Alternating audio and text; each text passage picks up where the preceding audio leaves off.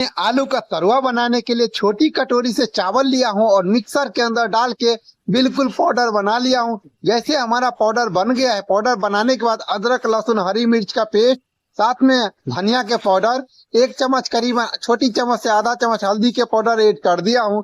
साथ में ऐड करेंगे अभी हम इसके अंदर गरम मसाला 1 चम्मच, और जैसे कि गरम मसाला ऐड कर दिया हूँ, साथ में ऐड कर देंगे मिर्ची का पाउडर छोटी चम्मच से आधा चम्मच, साथ में जीरा का पाउडर आधा चम्मच, बिल्कुल छोटी चम्मच से है। और अब हम ऐड कर देंगे नमक 1 चम्मच करीबन अपना टेस्ट अनुसार।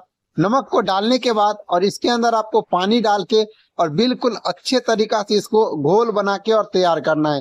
तो चलिए इसको हम फटाफट के अंदाज में अपना घोल बना के तैयार करते हैं, और फिर मैं आप सभी को तरुआ बनाने के लिए क्या क्या चीज कैसे कटिंग करना है उसके बारे में भी आप सभी को हम जानकारी देंगे। तो देख सकते हो दोस्तों, आपको इसको बिल्कुल थोड़ा थोड़ा पानी डाल के और अच्छे तरीका से आपको तैयार कर लेना है। हम थोड़ा साइड करते हैं और दिखाते हैं तैयार करते। अभी हम दोस्तों आप सभी को दिखाने जा रहे हैं जो कि हमारा आलू देख सकते हो इस प्रकार से हमने कटिंग कर लिया हूँ तरुआ के लिए, और देख सकते हो आपको भी ऐसा ही कटिंग कर लेना है।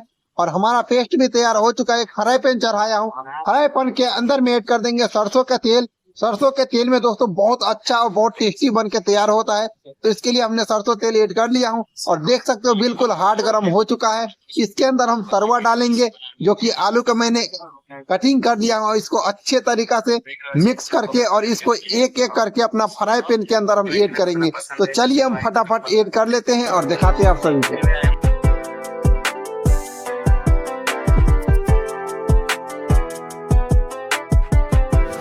तो देख सकते हो दोस्तों, हमारा जैसे ये तैयार हो चुका है